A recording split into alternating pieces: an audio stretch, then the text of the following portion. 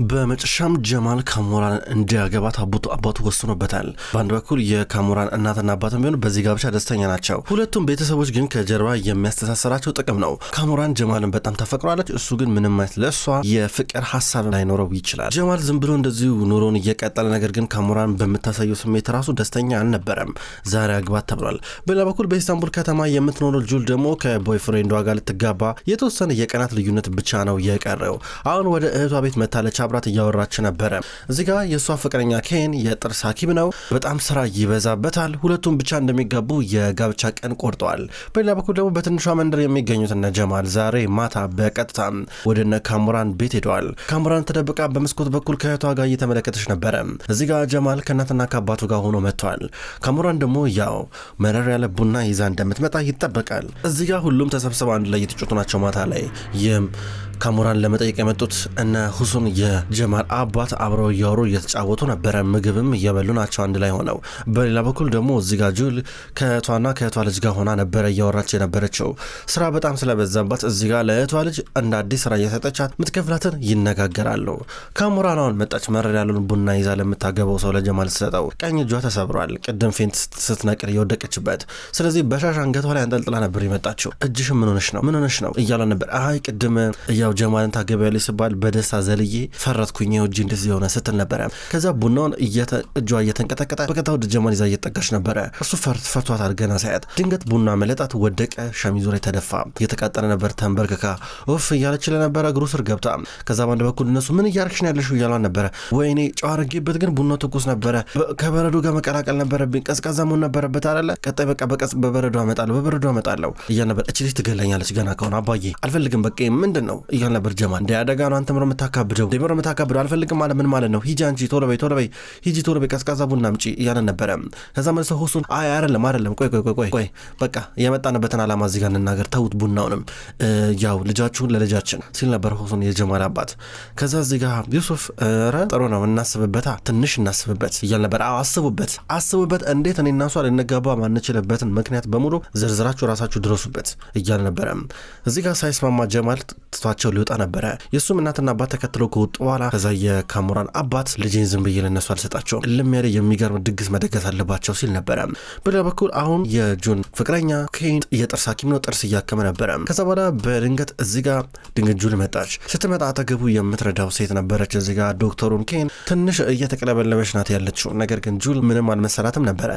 ከዛም በኋላ እስኪ ዛሬውን ነገር ተገናኝተን እናርጋለችው ፕሮግራም አለብኝ የሆነ ቦታ እያላን ነበረ። ብዙ ጊዜ አብረው ላይ ያሳልፉ ትፈልጋለች። እሱ ግን ብዙ ጊዜ ቢዚ ይሆናል። በሌላ በኩል ደግሞ አሁን እነ ሁሱንና እየነ ዩሱፍ ቁጭ ብለው የሆነ ካፌ ውስጥ እያወሩ ነበረ። በድንገት የመጣችው ሱልጣና ነበረች። ሱልጣን ድንገት እንደመጣች እዚህ ጋር ነይዛይን እያገኘችው ነበር። ነይዝን አግኝታው ና የኔ ውድ ባል ስትለው ነበረ። ባሏ ግን አልነበረም። ከዛም በኋላ ትታው ትሄዳለች። ከሱ የምታስታውሰው ይህንን ነው። እዚህ ጋር ወደ ቢሮ ተያይዘው ገቡ። ጁል የላከለችላትን የኮስሞቲክስ እቃዎች ሊፕስቲክ ምናምን ነገር አሁን ተቀብታ ነበረ። እዚህ ጋር ነያዝ ምን ፈልገሽ ነው እያለ ነበር። ያው እባክህ ለዛች ልጅ ደውልላት ብዬ እኮ ነው የመጣሁት እስኪ እባክህ ሞክር ላት አለችው። እናት ሱልጣና ማለት የሆነ ጥያቄ ልጠይቅሽ ፈልጌ ነበረ። ከቀድሞ ባለቤትሽ ጋር ከመጋባትሽ በፊት በፍቅር ውስጥ ምን ያህል ወር ቆየሽ እያለን ነበረ። ዝም አለችው። 1 ወር፣ እሺ 1 ሳምንት፣ 6 ወር እያለ ነበር። አንተ ምሮ የሚያስቀባጥረ ልጅቷ ጋር ደውልላት እኮ ነው የምልህ ማወቅ ፈልጋለሁ እያለችው ነበረ። ነገር ግን አናድዳት። ሲያናድዳት የሆነ ነገር ወርወራበት ጥለው ይለሽ ነበረ።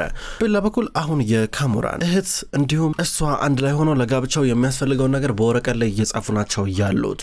ሁሉን ነገር ይጽፋሉ። እዚህ ጋር የእህቷ ባል መጣና እባክሽ እኔ ስልክ በጣም እያስቸገረኝ ነው ጻፊበት በቃ ስልክ የሚያስፈልጋል ኢስታንቡል ከሄዱ አይቀሩ ይሄንን የሚግዙ እያለ ነበረ።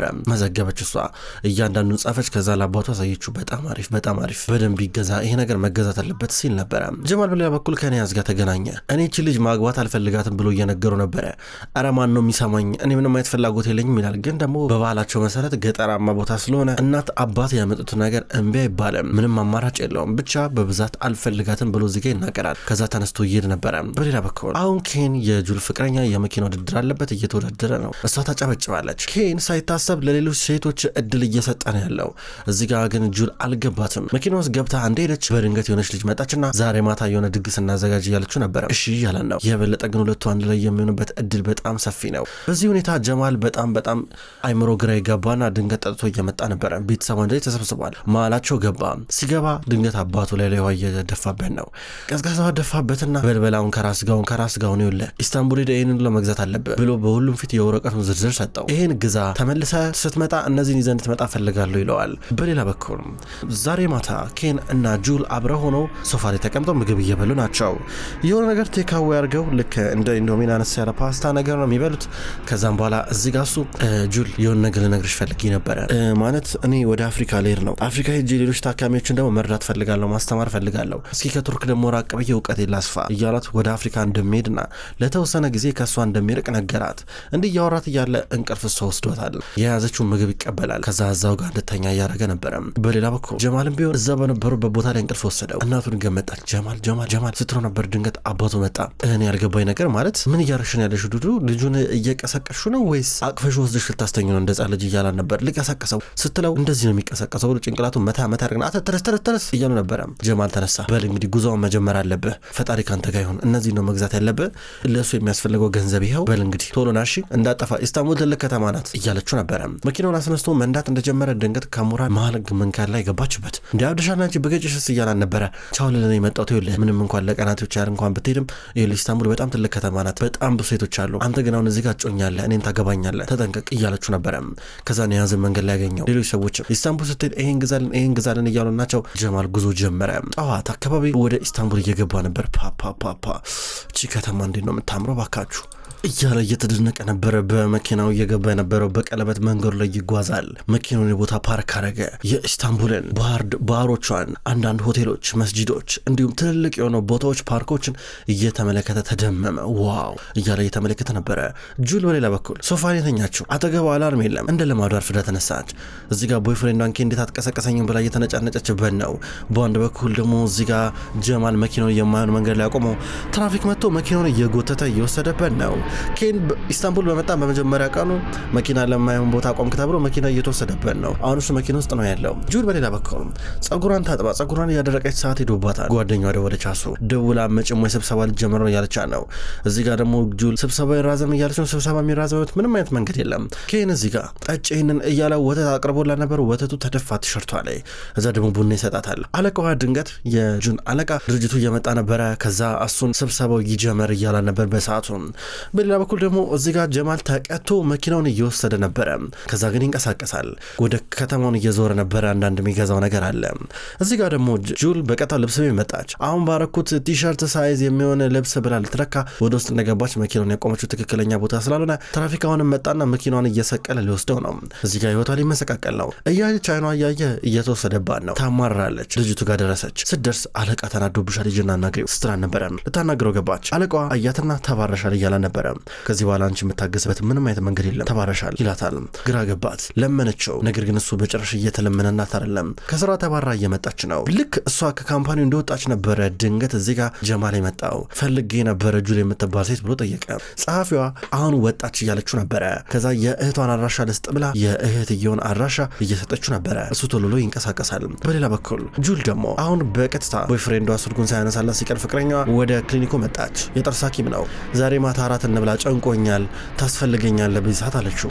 እሱ ግን ዛሬ ከጓደኞቼ ጋር ቀጠሮ አለብኝ፣ ቤት ውስጥ ማዘጋጀው የሆነ አነስ ያለች ፓርቲ ድግስ ነገር አለ አልችልም አላት። ተናዳበት ትሄዳለች። ጀማል በቀጥታ ወደ ጁል እህት ቤት መጣ። በመስታወቱ በኩል ነው ያፈጥ ጀመረ። እያየ እያለ የእሷ እህት ቁጭ ብላ ስራ እየሰራች ነው። የእሷ ልጅ ደግሞ ተመስጣለች፣ ዮጋ እየሰራች ነበረ። ድንገት እዚህ ጋር እህቷ ስታዩ ደንግጣ ምን ልርዳ ወንድሜ አለችው። ጁል ነሽ አንቺ አይደለ? እባክሽ ይኸውልሽ እኔ የመጣሁት ከአንድ ከትንሽዬ መንደር ነበር እና እዛ አንድ ያለ ሱልጣና የምትባል አንቺ እሷ ልጅ ነሽ እያላን ነበረ። እኔ እንደማውቀው ከሆነ አያቶችን በደንብ አስታውሳለሁ። አያቶች አንተ ከምትላቸው መንደር አልመጡም። ወንድም የተሳሳል ስለው ነበር። አንቺ ጁላልሽ እያላ ነበር። እኔ እህቷ ነኝ ማለት ያው ተመሳሳይ እናትና አባት ነው ያለን ስለው ነበር። እኔ ያለ ባላለሁ አለችው።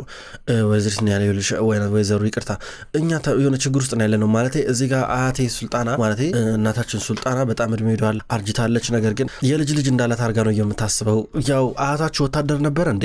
ወታደር ከነበረ ወታደሩ ወታደሩን እኛ አካባቢ መጥቶ ነበር ያኔ ትንሽ ጊዜ ቆይቶ ነበር ሄደው ያኔ ነበረ ልጅ ሊኖረው የቻለው እያለ ይናገራል። እንዲህ ያለ ሲናገር ግራ ገባት። ከዛ እስኪ ቆይ አስብበታለሁ አለችውና ደብዳቤ ነበር የሰጣት። ትሄድ እሱ ወዲያው ጥሏት ይሄዳል።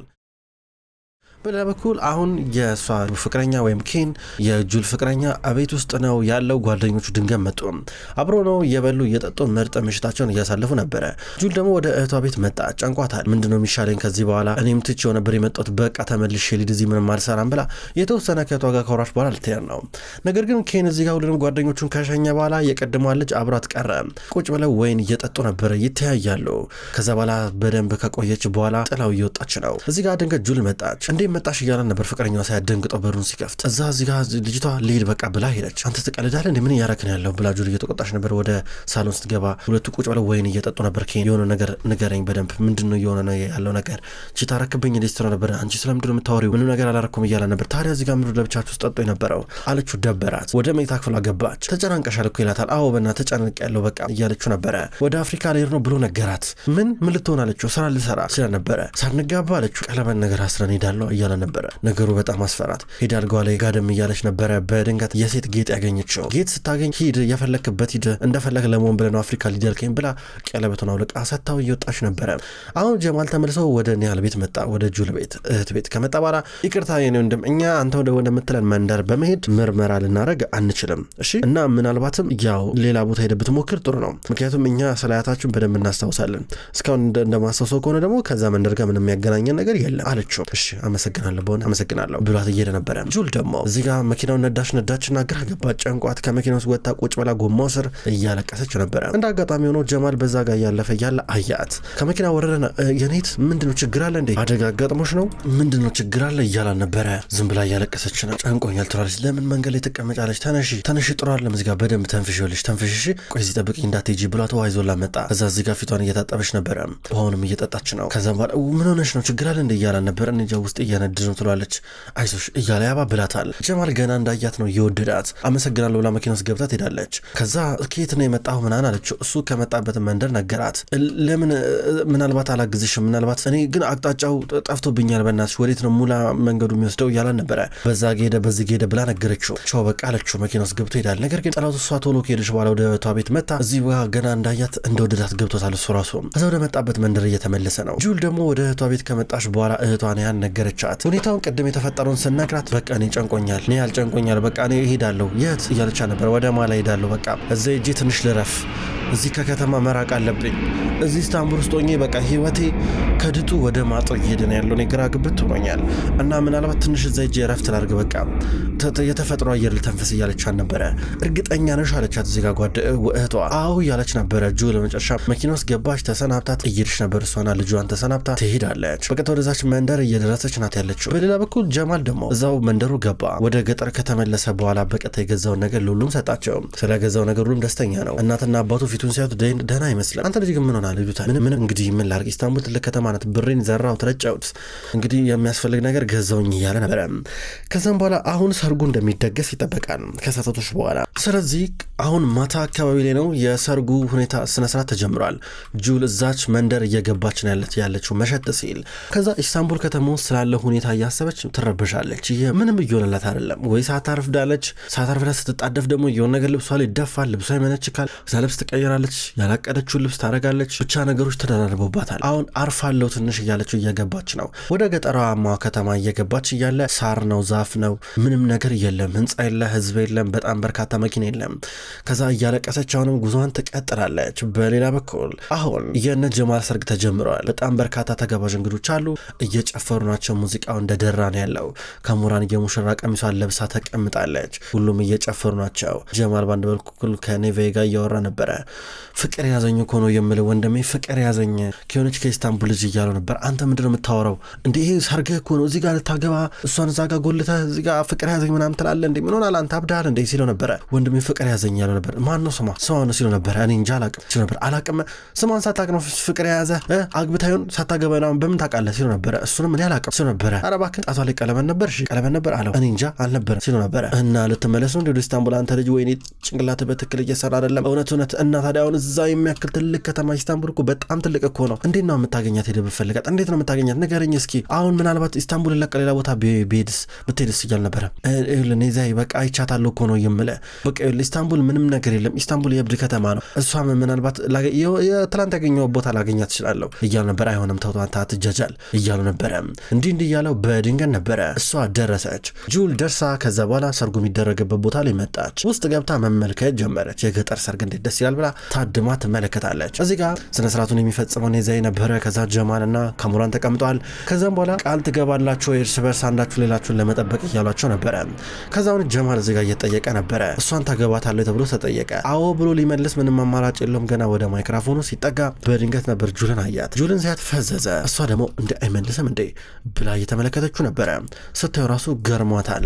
በዚህ መንገድ እየተፋጠጡ ነበረ። ተመልካቾች እንኳን ወደ ቅጠል ቲቪ ዩቲዩብ ቻናል በሰላም መጣችሁ። ክቡራን ተመልካቾች በዛሬው ዕለት ይዤላችሁ የመጣሁት ድራማ ይህንን እየመስል ነበረ። ቅጠል ቲቪ ከዚህ በኋላ እነዚህንና ሌሎች ድራማዎችን ወደ እናንተ ማድረሱን ይቀጥላል። ክቡራን ተመልካቾች በሁለተኛው ቻናላችን በቀን ስቶሪ ደግሞ ለልጄ የሚሰኙትን እንዲሁም የታመሙ አበቦች ድራማዎችን እንዲሁም ወላፈን ድራማ ጨምሮ እንድትከታተሉ በትህትና የምጠይቅ ይሆናል። ሁሉም ድራማዎች ቀኑን እየጠበቅኩኝ ወደ እናንተ የማቀርብ ይሆናል። እናንተ ላይክና ሼር እያረጋችሁ ኮሜንት እያረጋችሁ እንድትጠብቁ ወይም ደግሞ እንድትከታተሉ በትህትና ጠይቃለሁ። በቀጣይ በአዲስ ቪዲዮ ወይም ደግሞ በቀጣይ ክፍሎች እስከምንገናኝ ድረስ በያላችሁበት መልካም ቆይታ ይሁን።